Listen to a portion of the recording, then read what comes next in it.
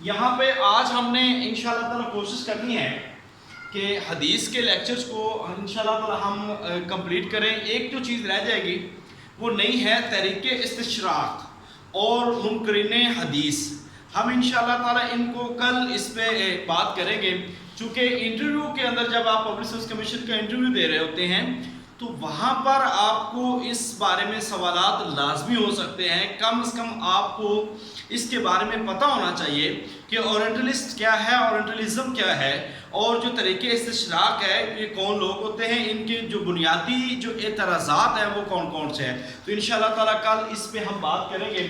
آج میں آپ کے سامنے ابھی چونکہ کچھ احادیث کی جو ٹرمز ہیں وہ رہ گئی تھی، وہ آج آپ کے سامنے بیان کریں گے. اس کے بعد ہم نے متن حدیث پہ بات کرنی ہے.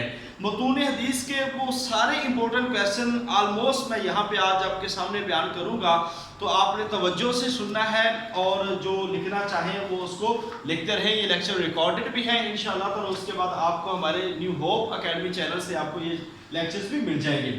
سب سے پہلے جی ہم نے کل پڑھی تھی مضطرب حدیث پڑھی تھی، تو اب ہے مقلوب. مقلوب حدیث کسے کہتے ہیں کہ کسی حدیث کی تمام سند کی دوسری سند، حدیث کی سند یا اس کا متن کسی دوسری حدیث کے متن سے یا سند یا کوئی لفظ سے خلط ملط ہو جائے تو اس کو کیا کہتے ہیں؟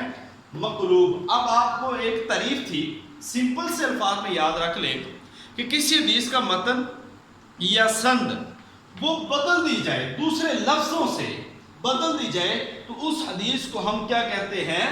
ہم مقلوب حدیث کہتے ہیں. یعنی کہ ان کے الفاظ جب کسی دوسرے کے ساتھ بدل دیے جاتے ہیں تو اس حدیث کو مقلوب کہتے ہیں. میوٹ آل کر دیں. اس کے بعد ہے جی مصحف. کسی حدیث کی سند یا متن کا کوئی لفظ ایسے لفظ سے بدل جائے جو خطی صورت میں اس سے ملتا ہو مگر تلفظ اور ادائیگی سے مختلف ہو. بات سنیں، یہ تھے شرح اور سرح، ٹھیک ہے. اب یہ لفظ جو ہے یہ خطی صورت میں ایک دوسرے کے ساتھ مل رہے ہیں مگر ان کا تلفظ اور ادائیگی جو ہے وہ ایک الگ الگ ہے. یعنی کہ مصحف اس کو کہتے ہیں کسی حدیث کی سند یا متن کا کوئی ایسا لفظ جو ایسے لفظ سے بدل جائے جو لکھنے کی صورت میں سیم ہے، ایک جیسا ہے، مگر اس کا تلفظ اور ادائیگی جو ہے وہ مختلف ہوتی ہے. اس کو کیا کہتے ہیں ہم؟ مصحف. اس کے بعد آپ کہتے ہیں محرف. جس حدیث کا کوئی لفظ ایسے لفظ سے بدل جائے جس کی شکل عام طور پر پہلے لفظ سے ملتی جلتی ہو مگر ایک یا دو لفظ کا اختلاف ہو جائے. یہاں بات یاد رکھ لیں کہ ان دونوں کی جو ڈیفینیشن ہے یہ تقریباً سیم ہے، مگر یہاں پہ فرق آ جاتا ہے کہ مگر ایک یا دو لفظ کا جب اختلاف ہو جاتا ہے تو اس وقت یہ محرف بن جاتا ہے. جیسا کہ سعید اور شعبہ، یزید اور برید، یہ جو لفظ ہیں یہ آپس میں آخر میں جا کر اختلاف ان میں واقع ہو رہا ہے. برل پیپر کے اندر یہ تینوں کویسچن میں سے جو امپورٹنٹ کویسچن ہے وہ پہلے والا ہے کہ حدیث مقلوب کسے کہتے ہیں. اور انٹرویو کے لیے سوال اہم ہو سکتا ہے کہ جب آپ اپنا فیورٹ ایریا یا فیورٹ سبجیکٹ جو ہے وہ حدیث آپ بتاتے ہیں تو اس وقت ممکن ایسا سوال ہو جائے، مگر انٹرویو میں ایسے مشکل سوالات نہیں ہوتے اور ایسے جو بنیادی بالکل بنیادی مشکل سوالات وہ نہیں ہوتے. ٹیسٹ میں بھی ایسے سوالات نہیں آتے. میں صرف آپ کے نالج کے لیے بتا رہا ہوں کہ کم از کم آپ کو ان چیزوں کا پتہ ہونا چاہیے. کل ہم نے بات کی تھی کہ حدیث کے ضعیف ہونے کے جو اسباب ہیں ان کو ہم حدیث کی ٹرم میں یاد کرتے ہیں اسباب تان کے حساب سے. اسباب تان یہ حدیث میں ٹرم ہوتی ہے اور یہ پیپر میں میکسیمم سوال آتا ہے کہ اسباب تان کتنے ہیں، اسباب تان کتنے ہیں. اور یہ بات دوسرا سوال آ جاتا ہے کہ اسباب تان میں سے راوی کی عدالت سے کتنے کا تعلق ہے اور راوی کے ضبط سے کتنے کا تعلق ہے. تو ٹوٹل اسباب تان کتنے ہیں؟ وہ 10 ہیں. اب اس میں سب سے پہلے الکذب ہے، جھوٹ ہے. دوسرے نمبر پر تہمت الکذب ہے، جھوٹ کی تہمت ہے. تیسرے نمبر پر فحش الغلط ہے. چوتھے نمبر پر شدت الغفلہ، بہت زیادہ غفلت ہے. اور الفسق اور گناہ یہ ہونا، یہ 5 ہے راوی کی عدالت سے. الوہم، الجہالہ، البدع، سوء حفظ، مخالفت الثقات. یہ ہم نے بات کی تھی کہ اس روایت کو کہیں گے جو ثقہ راوی اپنے سے اوثق راوی کی مخالفت کرے تو اس کو ہم کیا کہیں گے؟ وہ روایت ہوگی شاذ. تو یہ 5 آپ کا جو ضبط سے ہے اور 5 کا تعلق عدل سے ہے. تو آپ نے ٹوٹل جو چیز یاد رکھنے والی ہے وہ یہ ہے کہ اسباب طعن کتنے ہیں؟ 10 ہے. انٹرویو میں آپ سے یہ پوچھا جا سکتا ہے کہ کوئی سے 2-4 اسباب طعن بتا دیں. جیسا کہ ایک سمپل سا کویسچن ہے، مجھ سے انٹرویو میں یہ سوال ہوا تھا کہ عشرہ مبشرہ کے کوئی سے 4-5 نام بتا دیں. تو ایسے سوالات یہ بھی ہو سکتا ہے کہ اگر حدیث کا آپ فیوریٹ ایریا بتاتے ہیں کہ حدیث کے ضعیف ہونے کے اسباب طعن ہیں تو وہ کتنے ہیں؟ 10 ہیں. الکذب ہے، تہمت الکذب ہے، فحش الغلط ہے، شدت الغفلہ ہے، سوء حفظ ہے، فسق ہے، وہم ہے، جہالہ ہے، البدع ہے، سوء حفظ ہے، مخالفت الثقہ. میرے خیال سے یہ بات آپ کو سمجھ آ گئی ہوگی. اب یہ ایک کویسچن ہے روایت المدبج. اب یہ روایت جو مدبج ہے، یہ ابھی جو کل ہمارا پیپر ہوا تھا پرسوں حدیث کا، اس کے اندر بھی یہ سوال آیا تھا.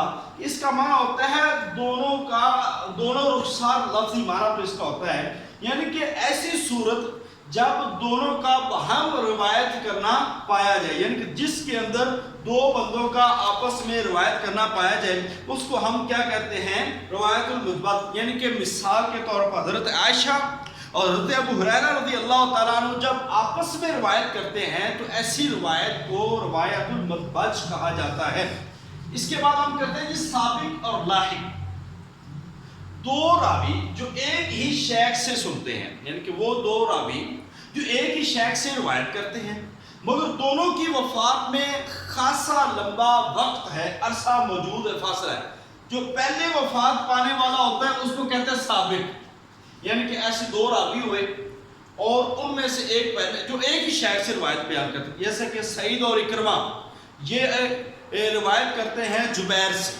اب جبیر ان کے شیخ ہے اور سعید اور اکرمہ دونوں شاگرد ہیں.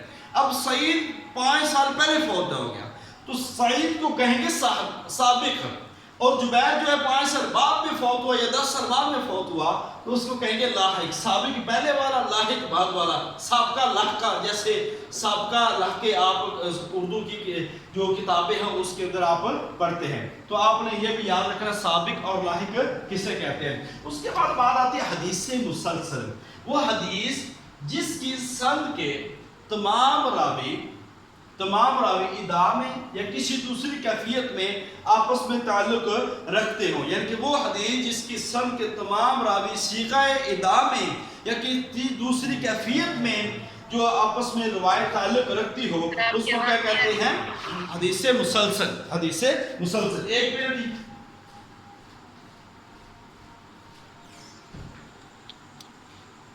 المختلف والمختلف، وہ ایک سے زائد راوی جن کے نام صورت خطی میں تو ملتے ہوں مگر تلفظ میں مختلف ہو. یعنی کہ مثلا بزار، براز، عقیل، عقیل، یعنی کہ جن کے نام خطی صورت میں ملتے ہیں مگر تلفظ میں ان کے نام مختلف ہوتے ہیں ان کو ہم کیا کہتے ہیں؟ المختلف اور المختلف. تو یہ آپ نے چیزیں یاد کرنی ہیں اور اس کے بارے میں انشاءاللہ تعالیٰ آج حدیث کی جو اصلاحات المحدثین کے حوالے سے، تحصیل المصطلح الحدیث کے حوالے سے یہ جو جتنی بھی چیزیں تھیں آج آپ کے سامنے ہم نے الحمدللہ واضح طور پر بیان کر دی ہیں. اس سے بڑھ کر بلکہ آج جو بیان کیا نا اس میں کویشچن آنے کے چانسز صرف 5 سے 10% ہیں. 90% جو ہیں تو آپ کو جو مشہور و معروف روایات سے سوال آئیں گے. جی سر، یہ المختلف اور مختلف میں آپ نے مثال کیا بتائی ہے؟ یہ اپنے مائک میوٹ کریں. عقیل اور عقیل، بزار اور براز، یعنی کہ ریمنگ ورڈز جس کو کہتے ہیں نا عموماً جس میں آواز سیم ہوتی ہے تقریباً. ٹھیک ہے؟ جی ہاں، یہ وہی والی چیز ہوگی. ٹھیک ہے جی؟ جی سر ٹھیک ہے. چلیں ہم ابھی اپنے مطلب کی بات کرتے ہیں. یہ ایکسکیوز می سر، یہ روایت المدبج ہی ہے نا، اس میں یہ استاد اور شاگرد والا معاملہ یہ بھی ہو سکتا ہے؟ یہ بھی ہو سکتا ہے، یعنی کہ 2 لوگ اکٹھے روایت ہم آپس میں روایت کریں، جیسے کہ استاد اور شاگرد. جیسے کہ امام بخاری رحمۃ اللہ علیہ نے 2 حدیثیں امام مسلم سے بیان کی ہیں تو ایسی روایت کو روایت المدبج کہا جاتا ہے. ٹھیک ہے جی؟ جی سر ٹھیک ہے. ہاں چل اب ہم اپنے متن حدیث پہ بات کرنے ہیں، اور اس کے ساتھ ساتھ متن حدیث سے پہلے نا ابھی کچھ سوالات تھے جو حدیث کے حوالے سے ہیں، وہ بھی میں آپ کے سامنے بیان کرتا ہوں۔ علم تخریج الحدیث کیا ہے؟ اچھا آپ یہ لوگ سنیں، ایسے سوالات جو ہے نا وہ آپ لوگوں کے انٹرویو کے لیے ہیں، کہ کسی جگہ پہ آپ انٹرویو دینے گئے ہیں تو آپ کو یہ سوالات وہاں پہ کام آئیں گے، اور انٹرویو کی تیاری یہ ساتھ ساتھ ہوتی ہے۔ یہ بھی یاد رکھیں، اللہ پاک سے بڑی دعا ہے کہ اللہ تعالیٰ آپ لوگوں کو کامیاب فرمائے۔ ہر بندے نے اپنی اپنی محنت کرنی ہے، رحمت اس اللہ تعالیٰ کی ہے، ہم تو ایک ذریعہ بڑھ رہے ہیں، باقی اللہ پاک ضرور اپنے فضل سے آپ کو کامیاب فرمائے گا۔ تو ابھی سے انٹرویو کی بھی تیاری ساتھ ساتھ رکھیں کہ ایسے سوالات انٹرویو میں آتے ہیں جس سے معلوم ہو سکے علم تخریج الحدیث، جس سے معلوم ہو سکے کہ مشہور کتب فقہ، کتب سیرت، کتب تفاسیر اور وارد حدیث کون سی بنیادی کتب میں آئی ہیں، یعنی علم تخریج الحدیث جس میں معلوم ہو سکے کہ مشہور کتب فقہ، کتب سیرت، کتب تفاسیر، وارد احادیث میں سے کون سی بنیادی کتب میں موجود ہے۔ جیسے کہ ایک ہوتا ہے بنیادی کتب، ایک ہوتا ہے پرائمری سورس، جو ہوتا ہے بنیادی سورس، وہ علم تخریج الحدیث ہوتا ہے، کہ ہم دیکھتے ہیں کہ فلاں حدیث کو اس کی بنیادی کتاب کون سی ہے، کس کتاب سے لیا گیا ہے، تو ایسے علم کو علم تخریج الحدیث کہا جاتا ہے۔ اخذ حدیث کے طریقے، یہ کل بھی کسی نے پوچھا تھا، تو یہ ذرا سن لیں، اخذ حدیث کے طریقے۔ اخذ حدیث کے طریقے ہیں 8، میں اس پہ لمبی ڈیٹیل نہیں کروں گا، کوئی اس کو پڑھنا چاہے تو پڑھ لے، مگر یہ ایم فل لیول کے سوالات ہیں۔ اس کے طریقے 8، سماع، جیسا کہ سمیعنا، حدثنا، قرات، دوسرے نمبر پر قرات ہے، ٹھیک ہے، تیسرے نمبر پر اجازت، اس کو اجازہ بھی کہتے ہیں، اجازت، چوتھے نمبر پر مناولہ ملنے سے ہے، پانچویں نمبر پر مکاتبہ لکھنے سے ہے، چھٹے نمبر ہے اعلام، ساتویں نمبر پر ہے وصیت، اور آٹھویں نمبر پر وجادہ۔ اب یہ اخذ حدیث کے جو 8 طرق بیان کیے جاتے ہیں، سماع، قرات، اجازت، مناولہ، مکاتبہ، اعلام، وصیت، وجادہ، یہ آپ نے وجادہ، یہ آپ نے 8 طریقے یاد رکھنے ہیں۔ باقی اس کی ڈیٹیل میں جانے کی کوئی اتنی ضرورت نہیں ہے، اگر آپ نے اس کو مزید پڑھنا بھی ہو تو بہرحال یہ آپ کو بتا دیں کہ ایم فل اور پی ایچ ڈی لیول پہ لوگ اس کو سوالات کو پڑھتے ہیں، اور سمپل سے مشکل نہیں ہے، تفسیر مصطلح الحدیث کے اندر یہ ساری چیزیں بڑی وضاحت کے ساتھ بیان کی گئی ہیں۔ اس کے بعد ہم بات کرتے ہیں اسماء و رجال کیا ہے۔ یاد رکھیے، ایک علم تخریج الحدیث اور ایک اسماء و رجال۔ علم تخریج الحدیث ہوتا ہے کہ مشہور کتب کو اس کی بنیادی کتب سے دیکھنا، اور اسماء و رجال ہوتے ہیں راویوں کا علم، راویوں کا علم، راویان حدیث کے حالات و قوائف کا جاننا، راویان حدیث کے حالات و قوائف کو جاننا، یہ کہلائے گا اسماء الرجال۔ ایسے علم کے کیا کہتے ہیں؟ اسماء الرجال۔ اس کے بعد بات آتی ہے منکرین حدیث کی کتنی قسمیں ہیں۔ منکرین حدیث کی بیسیکلی 3 اقسام ہیں۔ ایک ہوتا ہے وزاعین۔ اچھا یہاں پہ نا میں آج آپ کو ایک اسائنمنٹ بھی دینے لگا ہوں، کافی دن ہو گیا اسائنمنٹ نہیں دی، آپ نے ایسے کرنا ہے کہ مشہور جو حدیث کی ٹرم ہے نا، ان کی تعریفات، سماع، قرات، اجازت، ان کی اخذ حدیث کے طرق، اور منکرین حدیث کی جو اقسام ہیں، وزاعین، اس کے ساتھ آ جاتی ہے منکرین، اور اس کے ساتھ محرفین۔ یہ آپ نے نا اس کی تعریفیں آپ نے کر کے آنی ہے، کوشش کیجئے گا مشہور حدیث کی۔ آپ نے اسائنمنٹ لکھ دیتا ہوں میں، اسماء الرجال کی تعریف 10 کتب اور اصطلاحات حدیث میں سے 15 کی مختصر تعریف لے لی. یہ اسائنمنٹ ہوگی آپ کی, ٹھیک ہے. اسماء الرجال کی 10 کتب آپ نے بتانی ہے, تعریف کرنی ہے, اور اصطلاحات حدیث میں سے یہ والی چیزیں لکھ رہی ہے, پیچھے والے لکھ رہے صرف 15 کی مختصر تعریف جو ایک لائن میں ہو. یہ آپ کی اسائنمنٹ ہے. اس کے بعد آ جاتا ہے ایک سوال, نفس کی کتنی اقسام ہیں. نفس کی بتا دیتے ہیں آپ کو 3 قسمیں ہیں. ایک نفس امارہ, جو یہ ہوتا ہے گناہ پہ مارنے والا. ایک ہوتا ہے نفس لوامہ, یہ ہوتا ہے نفس جو آپ کو ملامت کرتا ہے گناہ ہو جانے کے بعد.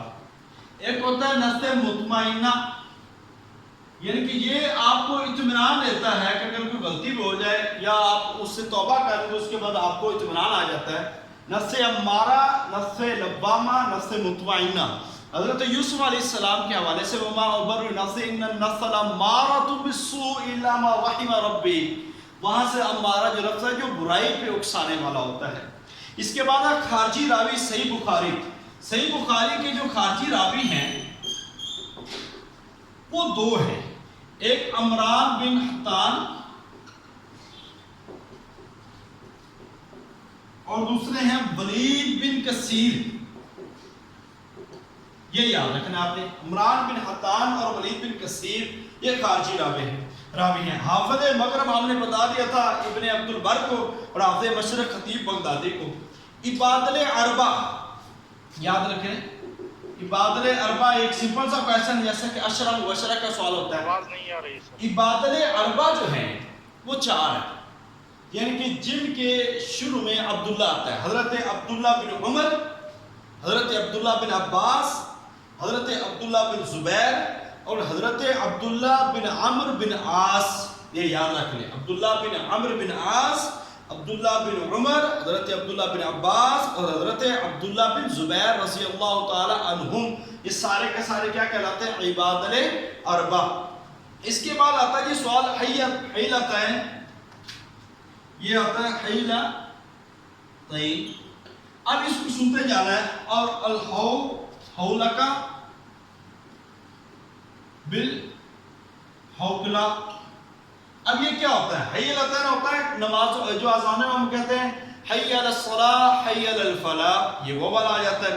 اور الحولک بالحوکلا یہ ہوتا ہے لا حول ولا قوت الا باللہ, لا حول ولا قوت الا باللہ. سعیدین یہ سعیدین ہے. اس سے مراد ہے حضرت سعید بن مسیب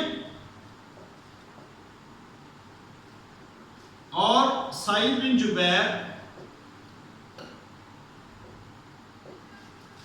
اس کے بعد ہے اسودین. اسودین سے مراد 2 کاری چیز ہوتی ہیں. ایک ہوتا ہے سانپ اور بچھو, اور اسودان. اسودان حدیث کی ٹرم ہے, یاد رکھیں. اسودان اس کا مطلب ہوتا ہے کھجور اور پانی, کھجور اور پانی. یہ یاد رکھنا. اسودین سے مراد سانپ اور بچھو, اسودان کھجور اور پانی, اور سعیدین سعید بن مسیب اور سعید بن جبیر. اور اس کے ساتھ اذانین. اذانین کہتے ہیں اذان کو اور اقامت کو, اقامت کو اور اذان کو اذانین کہتے ہیں. یہ آپ نے یاد رکھیں. اس کے بعد لقطہ, وہ مال جو پڑا ہوا کسی سے مل جائے اور اس کا مالک نہ ملے تو ایسے مال کو کیا کہتے ہیں؟ لقطہ. ایسے مال کو کیا کہتے ہیں؟ لقطہ. یعنی کہ جو کسی جگہ پر پڑا ہوا ہو اور مال مل جائے تو ایسے مال کو لقطہ کہتے ہیں. میرے خیال سے یہ چیزیں آپ کو سمجھ آ گئی ہوں گی.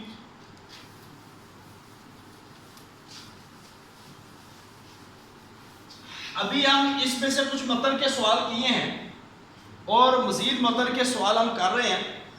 تو متن کے حوالے سے ابھی کویسچن زیادہ آپ کو بتائے جائیں گے. حدیث جبریل, پہلا کویسچن حدیث جبریل کے بارے میں.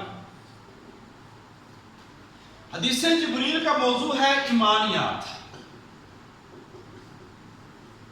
راوی ہیں حضرت عمر رضی اللہ تعالیٰ عنہ، راوی حضرت عمر رضی اللہ تعالیٰ عنہ، اور اس کے اندر سوال ہیں 4 بنیادی سوال ہیں 4: ایمان،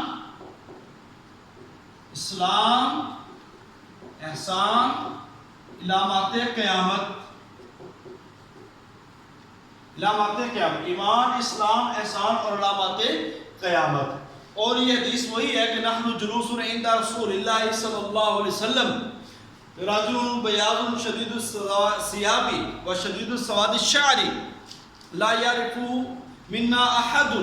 یہ حدیث ہے کہ ایک ایسا بندہ آتا ہے جو پراگندہ بالوں والا ہے، سفید کپڑے بکھرے بالوں والا، جو بالکل صاف ستھرا ہے، اور اس کے اوپر سفر کے بھی کوئی آثار نظر نہیں آتے، اور ہم میں سے اس کو پہچانتا بھی نہیں ہے. تو ہم دیکھتے ہیں کہ نبی پاک صلی اللہ علیہ وسلم کے ساتھ آتا ہے اور گھٹنے کے ساتھ گھٹنا ملا دیتا ہے اور سوال کرنا شروع کر دیتا ہے اور خود ہی اس کی تصدیق کرتا ہے. تو یہ سوال پیپر میں 2015 کے ایس میں بھی آ چکا ہے سوال، اس لیے یہ بھی سوال آ چکا ہے، تو آپ نے اس سوال کو لازمی یاد رکھنا ہے. ایمانیات موضوع ہے، عمر رضی اللہ تعالیٰ عنہ راوی ہیں، 4 سوال ہیں: ایمان، اسلام، احسان، علامات قیامت. اس کے بعد ایک سوال آتا ہے تکمیل ایمان. تکمیل ایمان کتنی چیزوں سے ہے؟ تکمیل ایمان 4 چیزوں سے ہے.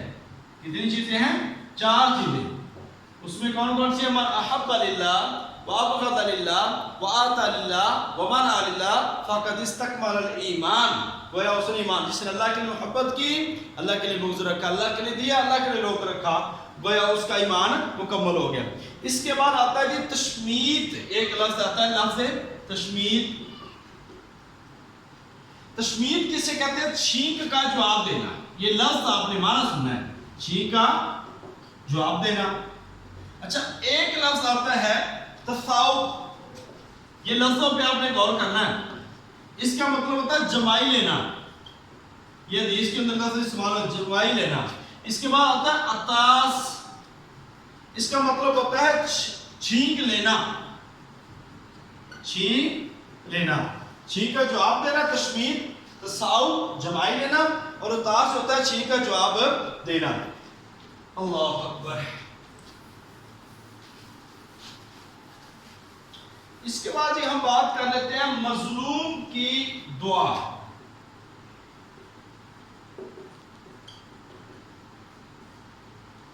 پانچ دعائیں ہیں جو رد نہیں ہوتی. مظلوم کی، حاجی کی، بیمار کی، مسلمان بھائی کے لیے غائبانہ دعا کرنا. اب دعا کا لفظی معنی کیا ہے؟ مانگنا. دعا کا لفظی معنی کیا ہے؟ مانگنا. اور الصلاۃ کا مطلب کیا ہے؟ اس کا مطلب دعا ہے. اس کا مطلب کیا ہے؟ نماز بھی ہے اور دعا بھی ہے. مگر یہ سوال بھی پیپر میں آ چکا ہے. الصلاۃ کا مطلب کیا ہے؟ دعا. الصلاۃ کا مطلب دعا ہے. حلاوت ایمان کتنی چیزوں ہے؟ حلاوت ایمان میں یہ متن کے سوالات ہیں. حلاوت ایمان نام ہے 3 چیزوں کا. کتنی چیزوں کا؟ اللہ کے رسول سے محبت ہو، اور اللہ کے لیے محبت ہو، اور کفر کو لوٹنا ناپسند کرے، ایسے جیسے آگ میں پھینکا جانا ناپسند کرتا ہے. جس بندے کے دل میں یہ 3 چیزیں آ گئی، گویا اس نے ایمان کی حلاوت چکھ لی. مرنے والے کے پیچھے 3 چیزیں جاتی ہیں. 3 چیزیں، ایک مال، گھر والے اور عمل. 2 چیزیں واپس آ جاتی ہیں، مال اور گھر والے، اور ایک عمل انسان کے ساتھ باقی رہتا ہے. کتاب و زہد میں سے زہد کے لفظی معنی ہے حقیر جاننا. حقیر چیز کے زہد کے. ذکر کے امام غزالی رحمۃ اللہ علیہ کے مطابق 4 درجے ہیں. ذکر کے 4 درجے ہیں امام غزالی رحمۃ اللہ علیہ کے مطابق. اچھا، ذکر کی اقسام بھی ہیں. ذکر کی اقسام بنتی ہیں، اگر چھوٹی چھوٹی بنیادی بنائے تو 2 بنتی ہیں، ویسے 4 بنتی ہیں. ذکر خفی، ذکر جلی، بلند آواز سے ذکر، پست آواز سے ذکر. ذکر انفرادی، ذکر اجتماعی، اکٹھے ذکر، الگ الگ ذکر. اس لحاظ سے جو ہے نا 4 قسمیں بنتی ہیں، ذکر کی 4 قسمیں بنتی ہیں، اور درجے امام غزالی رحمۃ اللہ علیہ کے 4 بنائے گئے ہیں، اور تقویٰ کا جو درجات ہیں، تقویٰ کے درجات وہ 3 ہیں: ادنا، اوسط، اعلیٰ. یا اس کو اوپر ڈالیں، ٹھیک ہے، وہ اوسط، اعلیٰ، اوسط، ادنا، ادنا، اوسط، اعلیٰ، یہ آپ کے درجے تقویٰ کے درجات بنیں گے، تقویٰ کے درجات بنیں گے. اس کے بعد بات آ جاتی ہے جی کتاب البیوع. کتاب البیوع میں آپ نے کچھ چیزیں یاد رکھنی ہے. کل کے بھی کچھ سوال تھے آپ کے، وہ بھی آج انشاءاللہ تعالیٰ آپ کو کلیئر کروانے ہیں. کتاب البیوع میں مختلف بیوع کا ابھی ذکر کریں گے. اصل میں خرید و فروخت کو کہتے ہیں. مختلف بیوع کا یہاں پہ مختصراً ذکر کریں گے ہم، تاکہ آپ کو وہ طریقے یاد کرنی ہوں. بلکہ یہ سوال کبھی آتا ہے کبھی نہیں آتا، اور آیا بھی تو بہت کم آئے گا اور ایک آدھا آئے گا، اس سے زیادہ نہیں. مگر آپ کو کم از کم پتہ ہونا چاہیے کہ بیوع کیا چیزیں ہیں. کتاب البیوع میں ایک چیز آتی ہے، کتاب البیوع، اس میں ہے طلب الرکبان.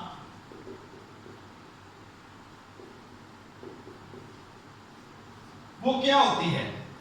یعنی کہ طلب رکبان جو بیع ہوتی ہے وہ یہ ہوتی ہے کہ جو آڑتی ہوتے ہیں، جو دلال جو ہوتے ہیں، وہ دیہات والوں کو شہر میں آنے سے پہلے ہی مل لیتے ہیں، ملے اس سے پہلے ملے، منڈی کے اندر اس کو آنے نہ دے اور وہاں پر اس کے ساتھ جو بیع کر لے.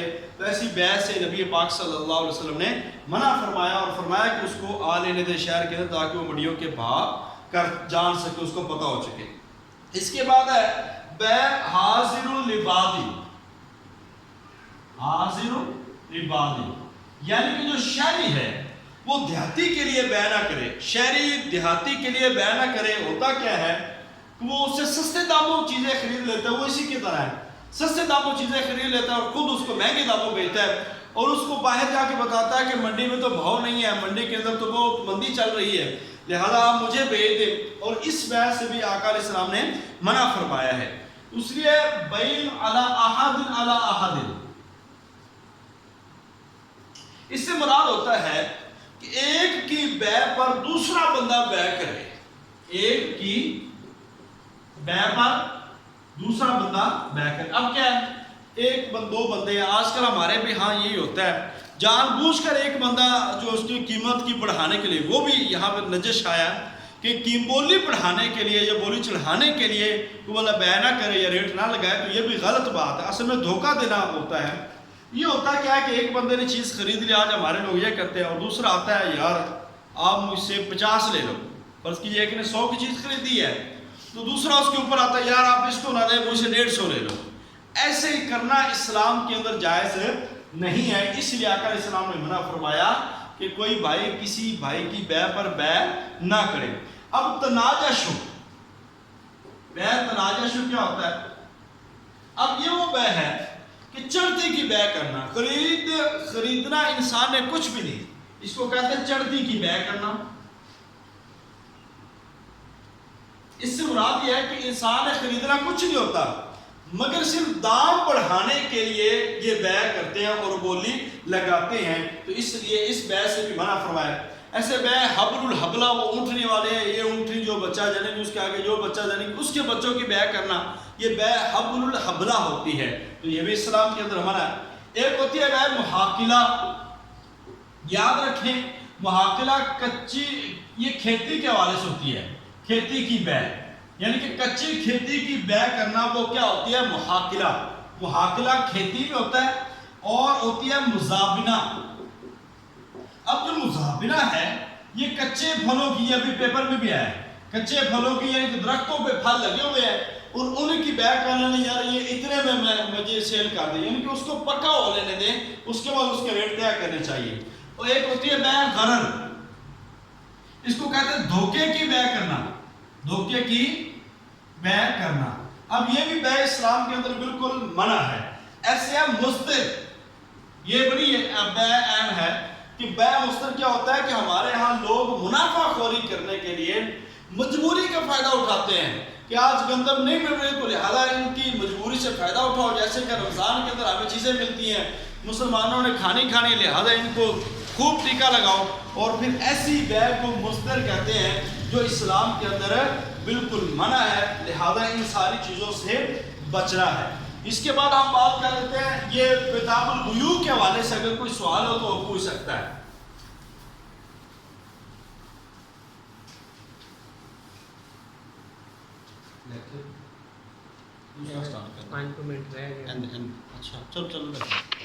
اچھا جی، اب کچھ سوالات آتے ہیں کتاب الجہاد کے حوالے سے۔ یہ تناجش چلتی، اس کا کیا مطلب ہے؟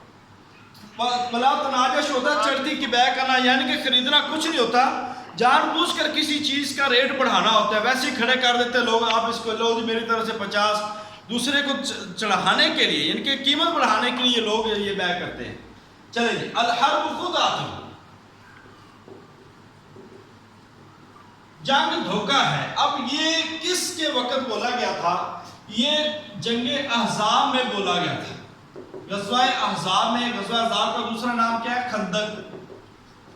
حضرت نعیم بن مسعود رضی اللہ تعالیٰ نے قریش اور جو اندر میں موجود تھے یہودی اور ان کے درمیان جو ایک ڈالی تھی پھوٹ، اس وقت اس کا نام کیا تھا؟ الحرب خدعہ، کہ جنگ ایک دھوکے کا نام ہے، جنگ احزاب کے وقت بولا گیا تھا۔ نعیم بن مسعود اشدی تھے جنہوں نے قبیلہ غطفان کے درمیان یہ ڈالی تھی۔ اس کے بعد جہاد کی اقسام بنتی ہے 4، ٹھیک ہے؟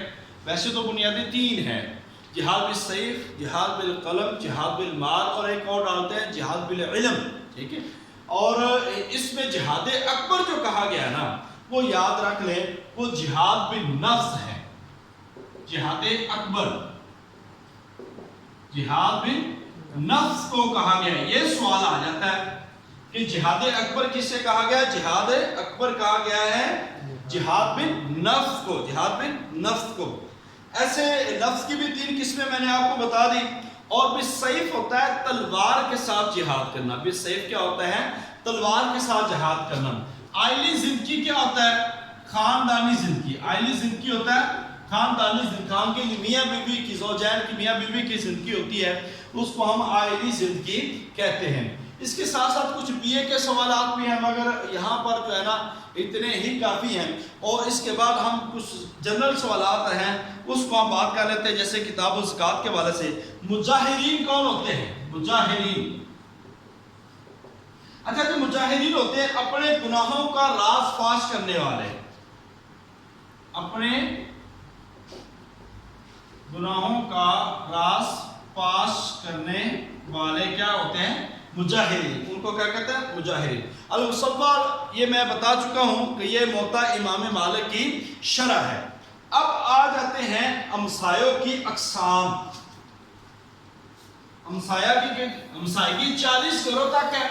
ایک یہ بھی یاد رکھنا ہے، نبی پاک صلی اللہ علیہ وسلم نے فرمایا کہ جبریل امین نے مجھے امسایہ کے حقوق کے بارے میں اتنی تاکید کی کہ کہیں اس کو وراثت میں حصے داری نہ دیا جائے۔ پڑوسی کی 3 اقسام ہیں۔